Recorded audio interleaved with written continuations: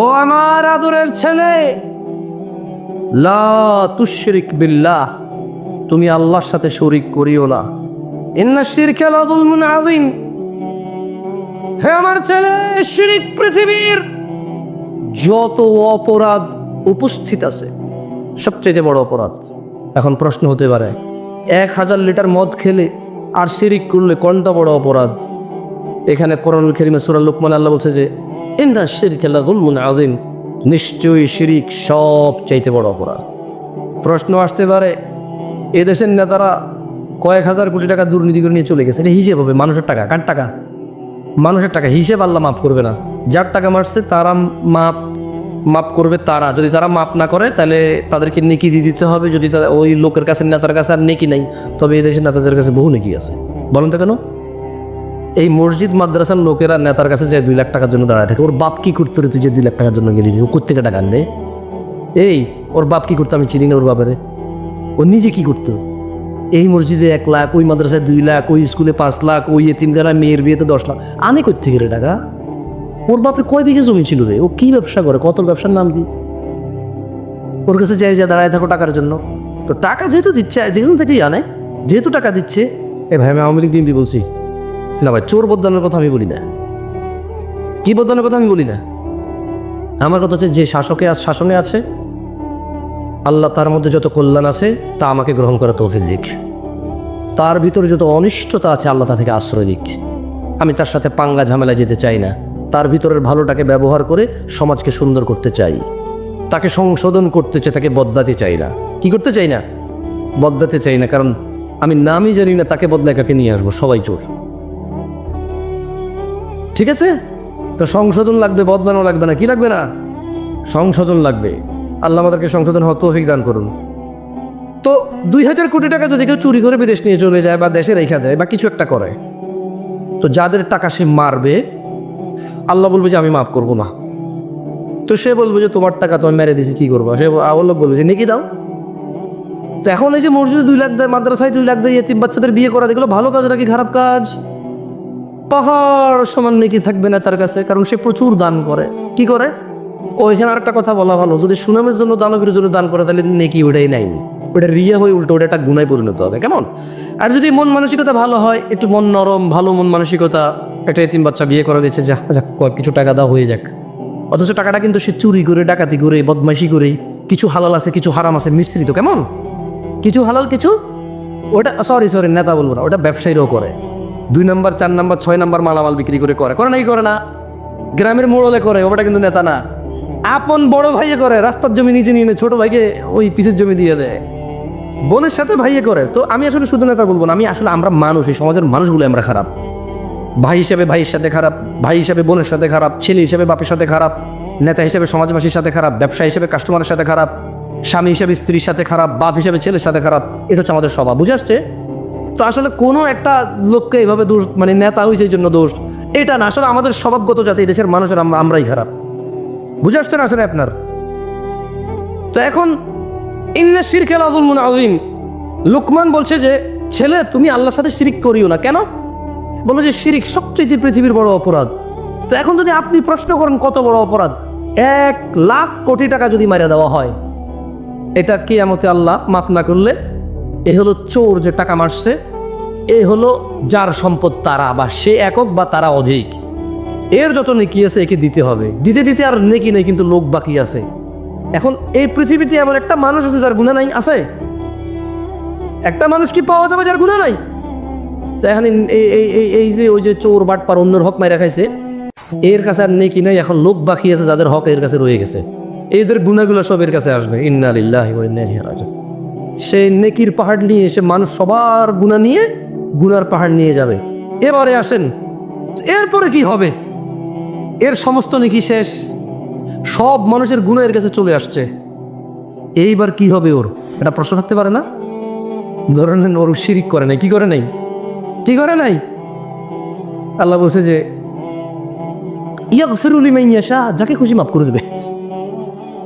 বুঝাইতে পারি নাই কি বলছে আল্লাহ?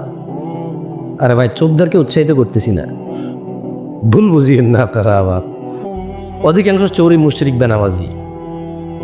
অধিকাংশ চোর মুশরিক বেনামাজ, অধিকাংশ চোর ডাকাত আল্লাহকে অস্বীকারী।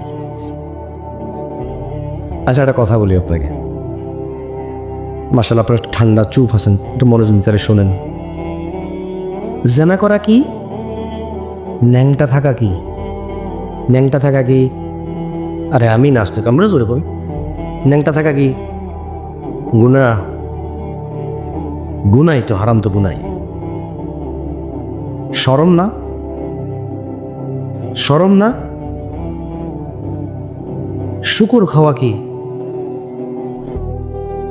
আচ্ছা, কালকে বাংলাদেশের বইতে লেখা হলো, আমি ওয়াল্লাহি, আল্লাহ সাক্ষী, আল্লাহ সাক্ষী, কসমে বিল্লাহি তাআলা, আল্লাহকে সাক্ষী রেখে বলছি, আমি বর্তমান যে সরকার বা এর আগের সরকার বা পরে কে আসবে আমি এত নন অফ কনসার্ন না। আমি ধরেন নিজের শিক্ষা নীতিমালা হয়, অনেক কিছু বইতে আসতেছে, যেমন দেশের সায়েন্স আর্টসের অনেক বইতে লেখা আছে সব ধর্ম ম্যান মেড, মানুষের বানানো ধর্ম, কেমন লেখা আছে বইতে। আপনি কি করবেন? কি করবেন আপনি? টিচার পড়াবে না? এটা পড়াবে, ছাত্ররা পড়বে। ধরেন কালকে বইতে লিখলো বছরে একটা দিন আমরা নির্ধারণ করব, ওই দিনের নাম দিব আমরা দুঃখ ভোলা দিবস। কি ভোলা দিবস দিব? আরে ভাই, যারা মাতাল তারা সবাই কয় কেন খায়? কয় দুঃখ ভোলার জন্য খায়। বুঝাইতে পারছি না পারি নাই? একটা সিগারেট খোর পর্যন্ত সিগারেট খায় দুঃখ ভোলার জন্য। কি বলার জন্য? দুঃখ ভোলার জন্য। তো ধরেন এরকম একটা দিবস চালু হলো তর্কের খাতিরে, যে বছরে একদিন আমরা সবাই সুন্দর করে সেজে গুজে মেয়ে ছেলে একাকার হয়ে আমরা দুঃখ ভোলা দিবস পালন করব। ধরেন টিচাররা এটা শিখাবে, বাচ্চারা বলো তো দুঃখ ভোলা দিবস কোন দিন? আমরা বললাম অমুক দিন। এরপর আমরা সবাই আইলাম, বাপের থেকে 2, 4, 500, 1000 যেই টাকা বিয়ার পাওয়া যাবে, মদ পাওয়া যায়, সবাই 1 বোতল 2 বোতল করে নিয়ে আইলাম। নিয়ে আয়া আমরা সবাই একসাথে হইলাম, ওই আমরা কি পালন করব? দুঃখ ভোলা দিবস। আপনি আপনার বাচ্চাকে মদ কিনে দিবেন? দিবেন না? কেন? কেন? ও আচ্ছা, হারাম। মাশাআল্লাহ, ইউ কেয়ার অ্যাবাউট দ্য হারাম। আপনি হারাম সম্পর্কে পরোয়া করে না? জাযাকুমুল্লাহ খায়র। শুনে খুব ভালো লাগলো। আচ্ছা, ধরে নেন পরশু একটা দেশে, এই দেশ না জানি, এই দেশ নিয়ে কথা বলে খুব বাবরে বাপ ঝামেলা আছে। আচ্ছা, উদাহরণের মধ্যে যে কোনো দেশে হোলি হলো, কেমন? আমরা একটা দেশের নাম দিলাম কল্পনা। ও না, ওটা মনির খানের হয়ে যাবে পরে, সমস্যা, ওই বেটা দিয়ে চলে যাবে। আস্তাগফিরুল্লাহ। কি নাম দেওয়া? একটা দেশের নাম দেন তো, মানে কাল্পনিক। না, এটা বাংলাদেশের ভিতরে, আমি এই দেশ নিয়ে কথা বলতে চাই না। আমি পাগল, এত বড় ভুল আমি করবো না। দাঁড়ান, টংটাং। কারণ টংটাং দেশের যে কোনো কিছু হইতে পারে। যে দেশের নাম টংটাং সেই দেশে যে কোনো কিছু হইতে পারে। এখন একটা দেশের নাম ধরে নেন টংটাং, ওই দেশে কিছু মুসলমান বসবাস করে, কিছু হিন্দু বসবাস করে, কিছু বৌদ্ধ বসবাস করে, কিছু খ্রিস্টান বসবাস করে, কিছু নাস্তিক বসবাস করে, কিছু ইয়াহুদি বসবাস করে, নাসারা বসবাস করে, বহু ধর্ম মানা বসবাস করে। ধরে নেন ওই দেশের গভর্নমেন্ট হঠাৎ করে বলল আমরা সৌন্দর্য প্রদর্শন দিবস পালন করব। কি দিবস? এবং তারা তাদের শিক্ষকদেরকে বলে দিল বইতে একটা অধ্যায় সৌন্দর্য প্রদর্শন অধ্যায়। কি অধ্যায়? তো ওই দিন আমরা যাপন করব কিভাবে? তারা বললো যে সৌন্দর্য যেহেতু প্রদর্শন, তাইলে সবাই জামা কাপড় ছাড়া আসলে ভালো হবে, পুরুষদের দেখা যাবে। আরে আশ্চর্য, হাসতেছেন কেন? কি প্রদর্শন? তাইলে যার শরীরে যতটুকু অংশ আছে, যে যত বেশি করে দেখাবে সে পুরোটাই দেখাইলো, রাইট? এটা তাদের লজিক। এটা কার লজিক? তাদের লজিক। কোন দেশের? টংটাং দেশের লজিক। এখন টংটাং দেশের মুসলমানরা বলো কি, আমার বাচ্চাকে আমি ঘর থেকে জামা কাপড় কোনো কিছু ছাড়া স্কুলে পাঠাবো আজকে সৌন্দর্য প্রদর্শন দিবস পালন করার জন্য? শুধু বইতে লেখা আছে তাই? শুধু সরকার বলছে তাই? শুধু এদেশের বড়রা বলছে তাই? শুধু এদেশের ইঞ্জিনিয়াররা ডাক্তাররা বলছে তাই? এদেশের যাদের ক্ষমতা আছে তারা, এদেশের যারা পয়সাওয়ালা তারা, যারা সুন্দর করে ক্লিন শেভ করে হাঁটে তারা, যাদের real look so handsome, that's why তাদেরকে দেখতে খুব হ্যান্ডসাম দেখা যায়, এই জন্য আমি তাদের কথা মেনে নেবো। আমার বাচ্চাকে আমি নেটটা পাঠাবো? আমার 12 বছরের যুবতী মেয়ে, আমার 15 বছরের যুবতী মেয়ে, আমার 18 বছরের যুবতী মেয়ে, আমার 20 বছরের যুবক ছেলেকে আমি কাপড় চোপড় ছাড়া পাঠাবো? ইম্পসিবল। বলবে, রাইট? আপনারা বলবেন? এরকম বলবেন তো না? ডাক্তার টংটাং দেশের মতো আপনারাও বলবেন, রাইট? আচ্ছা, এরপরে ধরেন কিছুদিন পরে দিবস একটা আসবে, দুঃখ বলা দিবস। টংটাং দেশে কি বলা দিবস আসবে? ওই দিন বইতে এরকম লেখা থাকবে, স্যাররা শিখাবে, শোনো, জানি না, বুঝে নাও, এরকম একটা দিন আসছে, অমুক দিন অমুক অমুক কিছু করছে, সে যেহেতু চলে গেছে, তাহলে আমরা প্রচুর দুঃখ পাই তার জন্য। আমরা কি করবো? আমরা কি মদ খাবো? কি খাবো আজকে? টংটাং দেশ, যে কোনো কিছু হইতে পারে ভাই।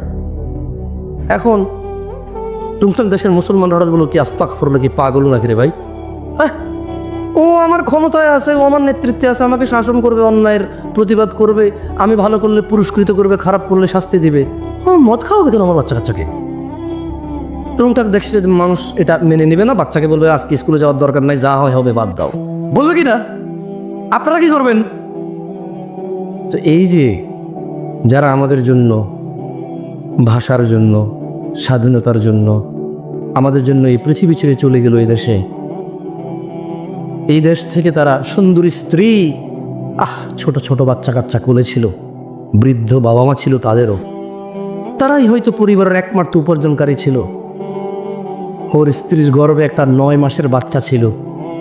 ও বেচারা ভাষার জন্য হোক, স্বাধীনতার জন্য হোক, ওর স্ত্রী সন্তানের ইজ্জত রক্ষার জন্য হোক, আর পরাধীনতায় বিরক্ত হয়ে নিজের পরবর্তী প্রজন্মকে স্বাধীন একটা রাষ্ট্রে দিয়ে স্বাধীনতা দিয়ে যাওয়ার জন্য হোক, ও বেচারা লড়াই করতে চলে গিয়ে জীবন দিয়ে দিল। ওর বাচ্চাটা ভূমিষ্ঠ হলো ইয়েতিম হয়ে।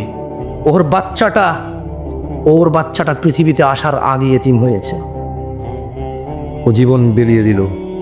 এখন আপনারা বলছেন যে ওদেরকে আমরা স্মরণ করতে হবে, টন টন টন টন টন টন টন গান লেগে। আপনারা বলতেছেন যে তারা যেহেতু আমাদের জন্য জীবন দিয়ে চলে গেছে, একটা দিন আমরা নির্ধারণ করব, ওই দিন মুসলমানের ছেলে মেয়ে একত্রিত হয়ে, একাকার হয়ে, সেজে গুজে, ফুল মাথায় দিয়ে, খোপায় দিয়ে, ছেলে তার হাতে ফুল নিয়ে, মেয়ে তার খোপায় ফুল নিয়ে যাবে, কোনো এক পাথরে দাঁড়াবে, ছবি তুলবে, জুতা নিয়ে উঠবে না, মোজা নিয়ে উঠবে না, নানা ধরনের নিয়ম থাকবে।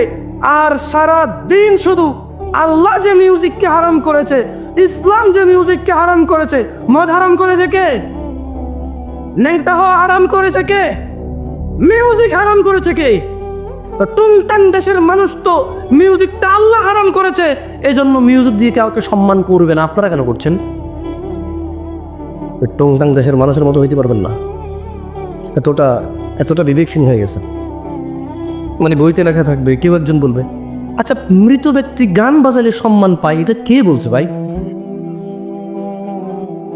মিউজিক বাজাইলে যে আমার জন্য উৎসর্গ করেছে তার প্রাণ, যে আমার মাথার মণি, যে আমার আবেগের জায়গা, আল্লাহ তাদের উপর, সবার উপর সন্তুষ্ট হলো, জান্নাত দান করুন।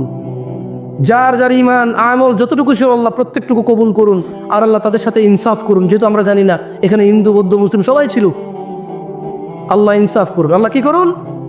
কথা বলছিলাম, লুকমান তার ছেলেকে ওয়াজ করছিল, লা তুশরিক বিল্লাহ, আল্লাহর সাথে শরিক করিও না, ইন্না শিরকা লাযুলমুন আযীম, শিরিক সবচাইতে বড় পাপ। কত বড় পাপ! এই পৃথিবীর সমস্ত জিন আর মানুষ একত্রিত হয়ে যদি কোনো পাপ রটনা করে, এর চাইতে বড় পাপ শিরিক। কত বড় পাপ!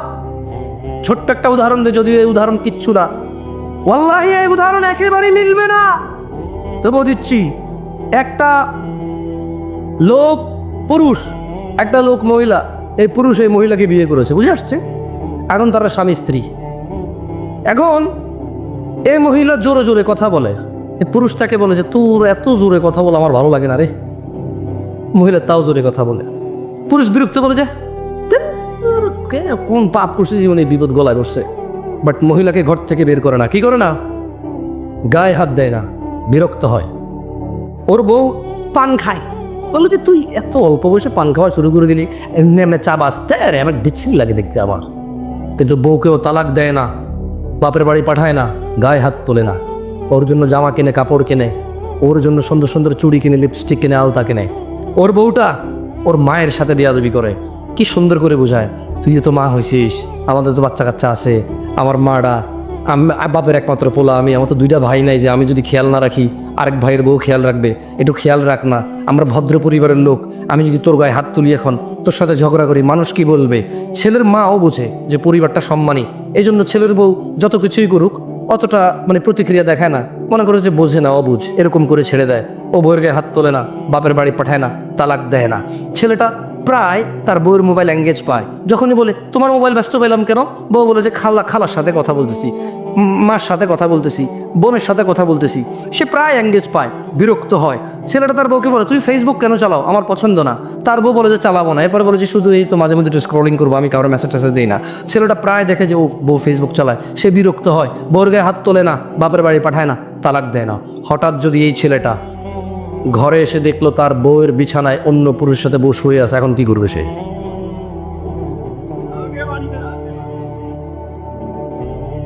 কেন রাগে মেরে ফেলবে কেন? ও কি ইসলাম বোঝে না? ও তো মুসলমান ছেলের কথা বলতেছি। তুমি কোন ছেলে, তুমি কোন ধর্মের ছেলে? ইসলামের কোনো মহিলা পুরুষ ধরা পড়ে গেলে মেরে ফেলার তোমার বিধান আছে? সরকার মারবে? কে মারবে? কে মারবে? বিবাহিত মহিলাকে পাথর মেরে মেরে রজম করবে কে? জেনাকারী কে রজম করবে? কে রজম করবে? তুমি তো গায়ে হাত দিতে পারবা না, তুমি ধর্ম বুঝো না তো। ও জট্টুক আছে, ওটুক নিয়ে মস্করা করো গজল গায়া গায়া। জট্টুক টুকটাক দেখা যায়, ওটুক নিয়ে মস্করা করো গজল গায়া, গান গায়া, সিনেমা নাটক কইরা, কৌতুক কইরা ধর্ম শিখাও। এখন সিনেমা করে দেখি তো টেলিভিশনে আসে। একটা ইসলামের শিক্ষা কোরআন হাদিস দিয়ে আর হচ্ছে না, এবার নাটক করে শিখাইতে হবে। এই পর্যায়ে চলে গেছে তুমি। কেন আমার বাপ মেরে ফেলবা কেন? ওর বউ আরেকজনের সাথে শুয়ে আছে, তুমি মেরে ফেলবা কেন তোমার বউ? তোমার মেরে ফেলা বৈধতা আছে ওই মহিলাকে? বলে যে মেরে ফেলবার আগে ওকে তালাক দেওয়া বৈধতা আছে, ওকে বাপের বাড়ি পাঠাই দেওয়ার বৈধতা আছে, মুসলমান শাসকের হাতে তুলে দেওয়ার বৈধতা আছে। যে বিচার হোক, আর বিচার হবে কেন? বিবাহিতা মহিলা জানা করলো কেন? বিবাহিত পুরুষ জানা করলো কেন? ওর বিচার হবে, ওকে পাথর মেরে মেরে ফেলতে হবে। কে মারবে? শাসক মারবে, পুলিশ। এই দেশের যে পুলিশ আছে না, অথবা কোনো বাহিনী তৈরি হবে, সরকার তৈরি করবে। কে তৈরি করবে? হুজুর আমাদের দেশ সরকার। তো আমি তোমার দেশ নিয়ে কথাই বলতেছি, আমি কথা বলতেছি ইসলাম নিয়ে। আমি কি এখন বাংলাদেশকে হিসেব করে করে কথা বললে হবে? ইন্ডিয়া, পাকিস্তান, সৌদি আরব, ইরান, নেপাল, ভুটান নিয়ে কথা বললে হবে? আমি কথা বলতে হবে ইসলামের বিধান নিয়ে। এবার কি তোমার আছে আর কি তোমার নাই? যা তোমার আছে তা তুমি পাবা, আর যা তোমার নাই জব তুমি আল্লাহকে দিবা। আমি এখানে কি করবো? ও কি করার আছে, কি ক্ষমতা আছে আমার করার? এই তোমরা কি কথা বুঝবো আমার? এখন এই ছেলেটা দেখলো তার স্ত্রী অন্য কারো বিছানায় শুয়ে আছে।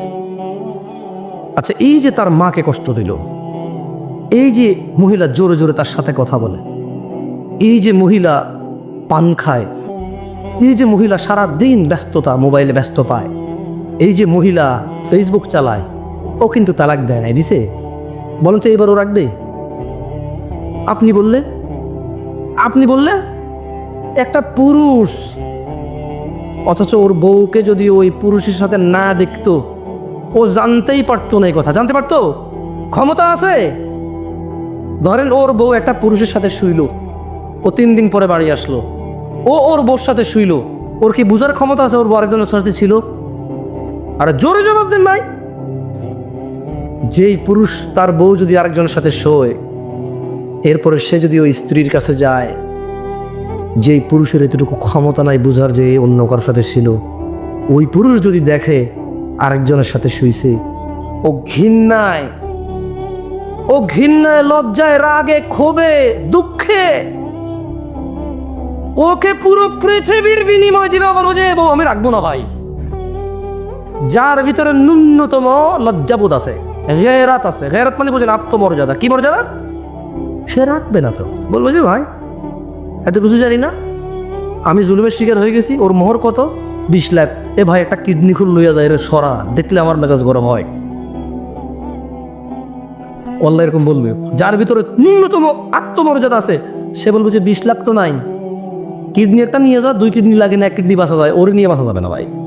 কিডনি ছাড়া বাঁচা যাবে, গ্যারান্টি আছে, ওর সাথে বাঁচবো না। ও আমাকে ধোকা দিছে, ও আমার বংশ মর্যাদা নষ্ট করছে, ও আমার বংশ নষ্ট করে দিছে। এখন যে বাচ্চাটা আছে এটা কি আমার না? আমার নামই সেই সন্দেহে আছি। ও আমার আগামী প্রজন্ম ধ্বংস করে দিচ্ছে। আমার আগামী প্রজন্মের যে বাতি আমার, সেই বাতি আমার কিনা আমি জানি না, আমি এতটা দুঃখে আছি। এবং যে নিষ্পাপ সন্তানটা আছে ওর ঘর থেকে হইছে, ওকে বিদায় করে দেওয়ার পর ওই বাচ্চাটাকে দেখলে আমার ওর কথা মনে পড়বে, আর আমি সন্দেহে থাকবো এটাকে আমার বাচ্চা না অন্য কারো। ওকে সরাও, কিডনি নিয়ে যাও, ওকে সরাও, 1 কিডনি দিয়ে বাঁচা যায়। ও আমার আগামী প্রজন্ম ধ্বংস করে দিছে, ও আমার বংশের বাতি শেষ করে দিছে, ওকে সরাও। সেই জায়গায় শিরিক আল্লাহ কিভাবে মাফ করে?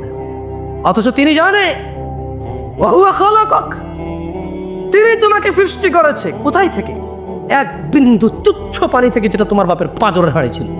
এই পিছনের হাড়ে ছিল যে পানিটা, ধাক্কা দিয়ে যে পানিটা বের হয়, যে পানিটা যে কারো হাতে লাগলে গোসল করতে হয়, এভাবে ঘিন ঘিন করে টিস্যু দিয়ে মুছে ফেলবে, এমন তুচ্ছ পানি হতে তোমাকে সৃষ্টি করছে। তুমি তো মনে করো তুমি জোয়ান, তোমার বাপ জোয়ান ছিল না। তুমি মনে করো তুমি জোয়ান থেকেই যাবা, ছোট ভাই আমার, তুমি আর বৃদ্ধ হবা না। খবরদার। আন আবি বকর রাদিয়াল্লাহু আনহু قال, আবু বকর রাদিয়াল্লাহু আনহু থেকে বরঞ্চ তিনি বলেন, قال النبي صلى الله عليه وسلم, আল্লাহর রাসূল সাল্লাল্লাহু আলাইহি সাল্লাম বলেছেন, আলা উনাব্বিউকুম বিআকবারিল কাবাইর, ও আমার উম্মতরা, তোমাদেরকে কি আমি বলে দেব পৃথিবীর সবচেয়ে বড় অপরাধ কি? ক্বালু বালা ইয়া রাসূলুল্লাহ, সাহাবারা সবাই বললেন, হ্যাঁ আল্লাহর রাসূল, আপনি বলে দেন না এই পৃথিবীতে যত অপরাধ আছে সবচেয়ে বড় কোনগুলা? উনি বললেন সালাহান, তিনবার আল্লাহ নবী বলল, আমি কি তোমাদের বলে দেব পৃথিবীর বড় অপরাধ কোনটা? আবার বলল, আমি কি তোমাদের বলে দেব না পৃথিবীর বড় অপরাধ কোনটা? আবার বলল, আমি কি তোমাদের বলে দিব না এই পৃথিবীর সবচেয়ে বড় অপরাধ কোনটা? তিনবার বললেন। সাহাবারা বলল, হ্যাঁ আল্লাহ নবী সাল্লাল্লাহু আলাইহি সাল্লাম বলে দেন। বলেন, আল ইশরাকু বিল্লাহ, এই পৃথিবীর সবচাইতে বড় অপরাধ আল্লাহর সাথে শিরিক করা। ওয়া উকুকুল ওয়ালিদাইন, দ্বিতীয় বড় অপরাধ বাবা মায়ের অবাধ্য হওয়া। ওই যে মহিলাটা চিকন হ্যাংলা পাতলা 50-55 বছরের বৃদ্ধা, ওই যে পুরুষটা এখন কোনো কাজ নাই, একটা পাঞ্জাবি আর লুঙ্গি পরে এরকম ওয়াজ মাহফিলে যায়, কোনার দোকানে গিয়ে 2 কাপ চা খায়, আবার ঘরে চলে আসে, ওকে কোথাও ডাকা হয় না, ওকে কেউ 5 পয়সার দাম দেয় না। এই তুচ্ছ এই হ্যাংলা পাতলা বুড়ার বুড়ি, আল্লাহ নবী বলছে, এই বুড়া বুড়ির যদি তোমার মা বাপ হয়, ধাক্কা দিলে পড়ে যাবে যে লোকটার এখন চাকরিও নাই, ব্যবসাও নাই, তুমি যদি ওকে উপার্জন করে না চিকিৎসা করাও, না খাওয়াও, ও বেচারা অসুস্থতায় ভুগবে, ক্ষুধায় ভুগবে। এমন দুর্বল একটা মানুষ। আল্লাহ নবী বলল যে পৃথিবীর বড় অপরাধ ওয়া উকুকুল ওয়ালিদাইন, এই পৃথিবীতে সবচেয়ে বড় অপরাধ শিরকি, তারপরের অপরাধ হচ্ছে বাপ মায়ের অবাধ্য হওয়া। তুমি তো বলো হুন্ডা না কিনে দিলে ঘর কোপায় ফেলবা ভাই আমার, তুমি বলো তোমার বাপকে হুন্ডা না কিনে দিলে ঘর কোপাবা, তুমি বলো তোমার বাপকে জন্ম দিছিস কর্ম দিস না, বই পড়ে শেখে ওইগুলা না, পাগল ছেলে। ওর ক্ষমতা কত জানো? এই যে বুড়ো লোকটা যারে তুমি বলো যে আপনি কিচ্ছু বুঝেন না, শুধু শুধু কথা বাড়ায় না এই জায়গায়, ওর ক্ষমতা জানো? এই যে তুমি যে জান্নাত, মানে যেখানে না গেলে আগুনে জ্বলবা, হ্যাঁ, এই জান্নাতের যে দরজা দিয়ে ঢুকবা না, এই বুড়া লোকটা, এটা চৌখাট, এটা কি চৌখাট, এটা নাই মানে দরজাই নাই, এটা নাই মানে কি দরজাই নেই। বোঝো ওর ক্ষমতা বোঝো। নেতার সাথে লাগবা, একবারে পিটায় সোজা করে দিবে, ভয় তুমি সুন্দর ব্যবহার করো। কোন প্রশাসনের সাথে লাগবা, মামলা মোকদ্দমায় ফেঁসে যাবা। ব্যবসায়ীর সাথে লাগবা, ও টাকা টুকা খরচ করে এমন বানান দিবে, এমন ট্র্যাপে ফেলবে, জীবনে মুখ দেখাইতে পারবা না, তোমার ঘরে মহিলা ঢুকাই দিবে। আর এই যে বুড়া লোক, কি করতে পারো জানো? জান্নাত থেকে তোমার এমনি মাতৃ বারে করে দিতে পারবে। তুমি জানোই না এর ক্ষমতা কত। এই বুড়া লোকটা তোমার অনন্ত জীবনের সুখ কেড়ে নিতে পারে, এত ক্ষমতা তার। মামলায় জেলে গেলে 60 বছর পচবা, অমুক ব্যবসায়ীর সাথে লাগে গেলা 50 বছর ভুগবা, সে মারা যাবে বা তুমি মারা যাবা, ম্যাটার সলভ, ক্লোজ। বুঝে আসছে না? আসে নাই? আর এই বুড়া লোকটার সাথে যদি লাগো না, এই বুড়ির সাথে যদি লাগো না, অনন্ত জীবন, যেখানে আর মৃত্যু হবে না, ফিনিশ। ধাউ ধাউ আগুন, নাজ্জাআতাল লিশ-শাওয়া, যে আগুন মানুষের চামড়া খুশে দেবে, এমন আগুনে ঢুকে ও ফেলে দেবে।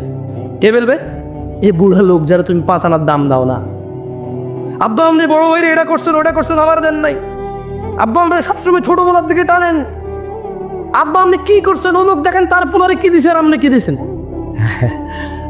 কার সামনে কথা বলো? তুমি চিনোই নাই, তুমি কি করো নাই, চেনোই নাই। হ্যাঁ, ও হিন্দু হলো, তুমি বিশ্বাস করো তোমার বাপ যদি হিন্দু হয়, তোমার বাপ যদি বৌদ্ধ, খ্রিস্টান, ইহুদি, নাসারাও হয়, তুমি না তোমার আব্বা যদি বলে যে আল্লাহর সাথে শিরিক করে, বলতে হবে যে আব্বা আমি এক আল্লাহ ছাড়া কারো ইবাদত করি না, আব্বা আমার জোর করেন না, নাম যাও না।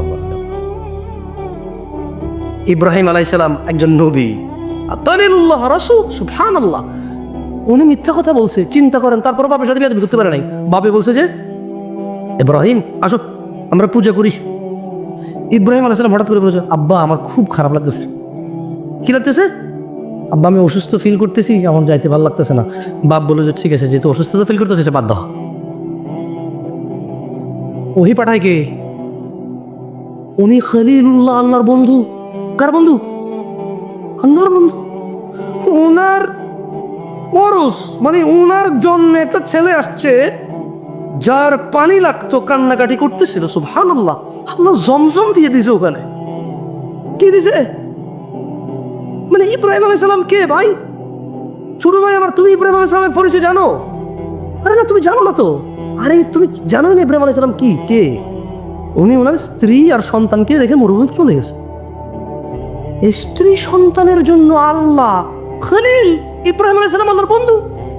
বন্ধুর বউ বাচ্চা কষ্ট পাচ্ছে, আল্লাহ ওখানে জমজম দিল। কি এতে খাদ্য আছে, পানিও আছে। মানে তুমি কলা খাইলে যেরকম খাদ্য হয়, ভাত খাইলে যেরকম খাদ্য হয়, পানি খাইলে যেরকম 30টা মিটার পানি হয়, জমজমের পানিতে খাদ্যের গুণাগুণ আছে, পানির গুণাগুণ আছে।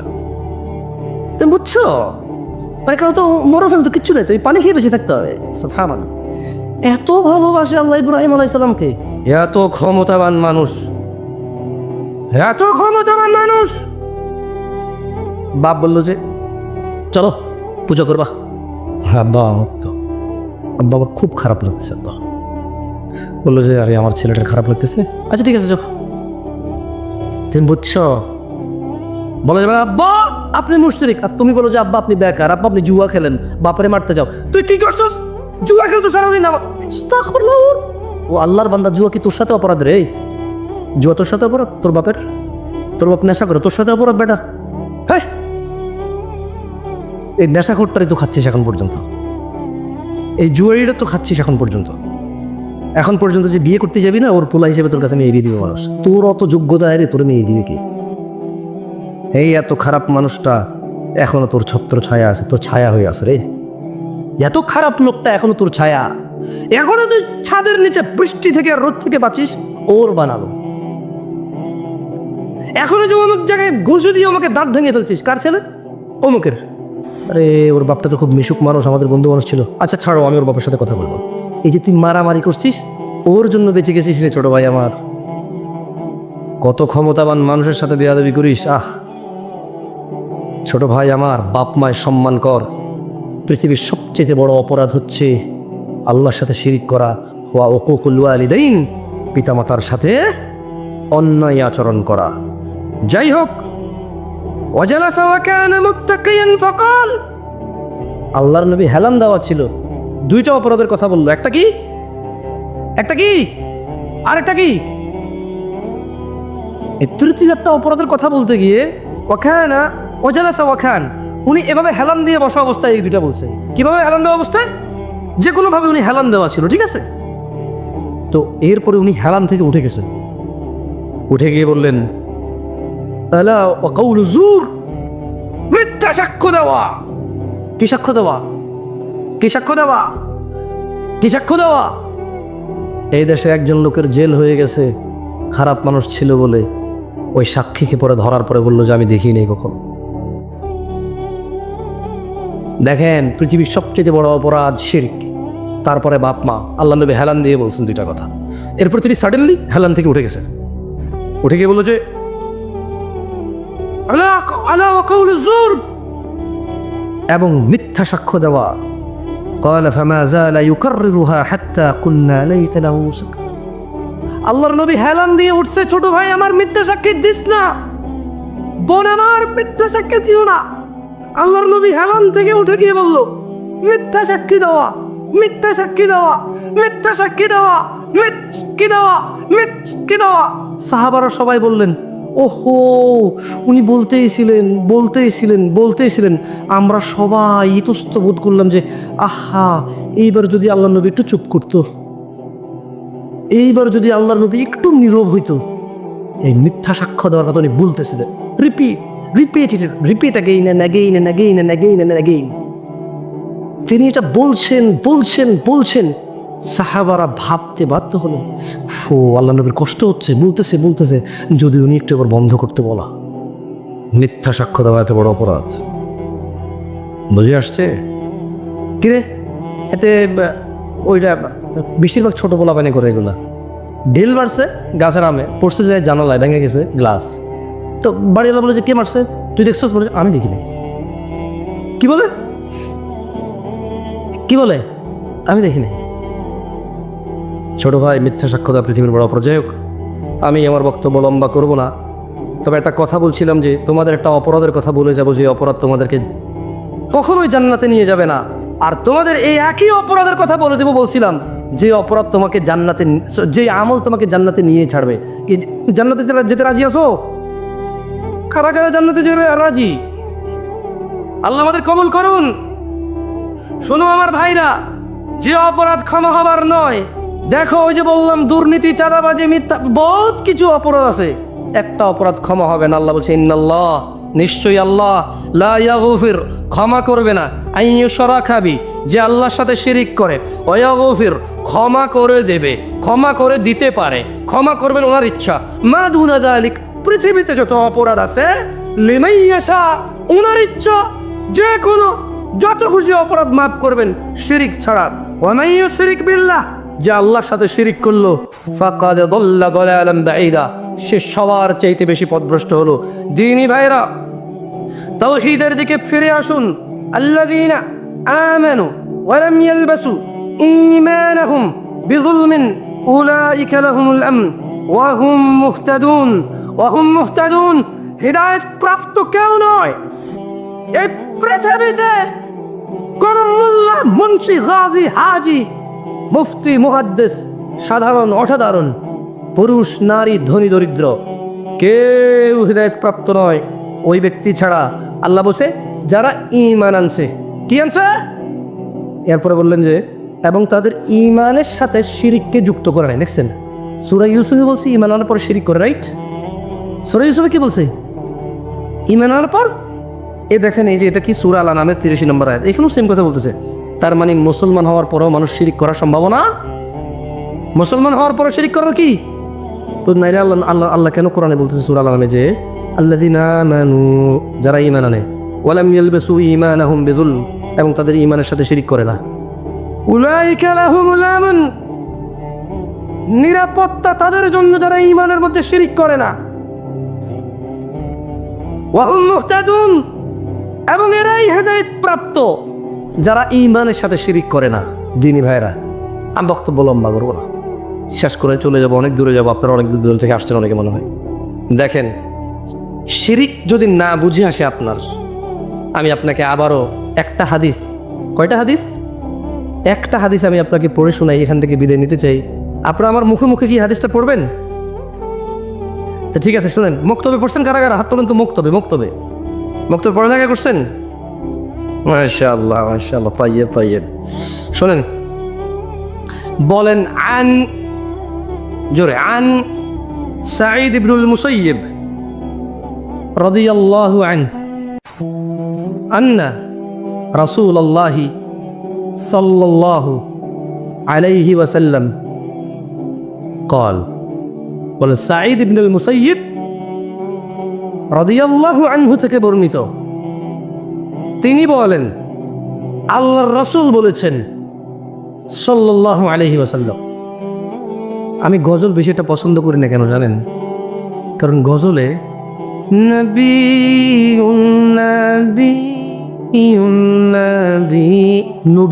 নবী বলতে থাকে, সাল্লাল্লাহু আলাইহি ওয়াসাল্লাম বলার সুযোগ নেই গায়কের কি বলার সুযোগ নাই, কারণ সুর মিলাতে চাইলে সুর পাল্টে যাবে। কি পাল্টে যাবে? আচ্ছা, এখানে তো আলেম ওলামারা আছেন, বলুন তো আল্লাহ নবী সাল্লাল্লাহু আলাইহি ওয়াসাল্লামের নাম আসলে দুধ পড়তে হয় কিনা? হয় কিনা? নাকি গজলে মাপ আছে, গানে মাপ আছে, ওয়াজে মাপ আছে, বৈঠকে মাপ আছে, ঝগড়ায় মাপ আছে? না, আল্লাহ নবীর নাম আসলে আলাইহিস সালাম, মিনিমাম কি বলতে হবে? আলাইহিস সালাম, মিনিমাম কি? ধরেন সাল্লাল্লাহু আলাইহি ওয়াসাল্লাম, অনেক বড় হয়েছে না? একবারে বলতে পারতেছেন না, লিস্ট বলতে হবে মুহাম্মদ আলাইহিস সালাম, মানে মুহাম্মদ ওনার উপরে দুরূদ বর্ষিত হোক। বুঝে আসছে? তো এই জন্য আসলে আমার অনেক সময় গজল ভালো লাগে না শুনতে, বিরক্ত লাগে শুনতে। কারণ আল্লাহ রাসূল সাল্লাল্লাহু আলাইহি ওয়াসাল্লামের নাম এতবার বলে বলে বলে বাকিরাও মাথা নাড়ে, শ্রোতাও বলে না, গায়কও বলে না, কেউ বলে না, সুযোগই নেই। কারণ পরে সুরই মিলবে না। পরে কি মিলবে না বলেন? সুর মিলানো জরুরি নাকি আল্লাহ নবী সাল্লাল্লাহু আলাইহি ওয়াসাল্লামকে সম্মান করা জরুরি? যাক, বলেন বাইনানা ওয়া বাইনাল মুনাফিকিন, বাইনা ওয়া বাইনাল মুনাফিকিনা, জোরে বলেন সবাই, শুহুদুল ইশা ওয়াস সুবহ লা ইস্তাতিউনাহুমা। এখানে বলছে যে আল্লাহ নবী সাল্লাল্লাহু আলাইহি ওয়াসাল্লাম বলেছেন মুসলমান আর মুনাফিকের মধ্যে পার্থক্য হচ্ছে ফজর আর ইশায় উপস্থিত হওয়া মুনাফিকরা পারে না। এবার বলেন আন জাবির রাদিয়াল্লাহু আনহু, জাবির রাদিয়াল্লাহু আনহু থেকে বর্ণিত, তিনি বলেন, এত জোরে বলেন, মুখস্থ করেন এটা। আমি চলে যাব, গত বছরও আসছে, আগামী বছরও আসবে, কোনো লাভ হবে না আপনার আমার। একটু মুখস্থ করেন, দেখেন কোনোদিন যদি কাজে চলে আসে। কেমন অনেক সময় দেখেন একটা নাট পড়ে আছে, কোনো কাজে লাগে না, হঠাৎ এক জায়গাটা লেগে যায়। এবং যে জায়গায় লাগে এই জায়গায় মানে আপনি নাইলে যে কি হইতো আল্লাহ জানে, নাইলে যে কি হইতো আল্লাহ জানে। মুখস্থ করে নেন, ধরে নেন, ওই স্পায়ার নাটই ধরে নেন নাই একটা হাদিস, দেখেন না কোন দিন কোন কাজে লেগে যায়, আর আপনার কিচ্ছু লাগবে না। বলেন জাবির রাদিয়াল্লাহু আনহু থেকে বর্ণিত, তিনি বলেন আল্লাহর নবী সাল্লাল্লাহু আলাইহি ওয়াসাল্লাম বলেছেন বাইনার রাজুলি ওয়া বাইনাশ শিরকি ওয়াল কুফরি তারকুস সালাহ। বান্দা শিরক ও কুফরের মধ্যে পার্থক্য হচ্ছে নামাজ ত্যাগ করা। এখন আপনারা শিরিক, কুফরি, মুনাফিকি এগুলো কি পরোয়া করবেন আপনাদের ব্যাপার। তবে একটা আয়াত পড়ে বিদায় নিব, ভালো হয়ে যাও যুবক, ছোট ভাই আমার। তোমার আব্বা জওয়ান ছিল, তো দেখো বুড়ো হয়ে গেছে, তুমি হয়ে যাও। বেঁচে থাকলে বুড়ো হওয়া আসা তুমি মরতে পারবো না। যদি বেঁচে থাকো 50, 60, 70, 80, তো বুড়ো হয়েই যাবা। এই চামড়া ভাঁজ হয়েই যাবে, এই যৌবন থাকবে না, থাকবে না চিরকালই দাপট আর নেতৃত্ব আর ব্যবসা বাণিজ্য, সম্পদ, গ্রহণযোগ্যতা চিরকাল থাকবে না। ভালো হয়ে যাও ভাই আমার। আচ্ছা হুজুর, আমার বয়স 50, এক ওয়াক্ত নামাজও পড়ি নি জুমা ছাড়া। হুজুর আমার বয়স 40, জুমা ছাড়া কোনো নামাজ পড়িনি, ঈদ ছাড়া। আরেকজন বলেছে ভাই আমি কত জেনা করেছি জানেন, কত নেশা করেছি জানেন। আজকের দিনে আমার সলিউশন কি? আমার বয়স 50, কোনো নেকি নাই। সুসংবাদ, সুসংবাদ কি আল্লাহ পাইছো সোফা। আমি মাঝে মধ্যে চিন্তা করি আল্লাহ এত দয়ালু না হলে, আল্লাহ এত দয়ালু না হলে আমরা পৃথিবীতেই শেষ হয়ে যেতাম। আল্লাহ তাআলা কোরআনে বলছেন, মনোযোগ দিয়ে শোনেন, ইল্লা মান তাব ও চুরির দোনরা ও জানাখুররা ও নেশাগ্রস্তরা ও অত্যাচারীরা ও জালেমরা ও ইসলাম বিদ্বেষীরা ও আল্লাহদ্রোহীরা, ইল্লা মান তাব, সুযোগ, সুযোগ, মহা সুযোগ, অফার, অফার, বিশাল অফার। ওহো কি ঘোষণা আল্লাহ। অতঃপর যেই ব্যক্তি অন্যায়, চুরি,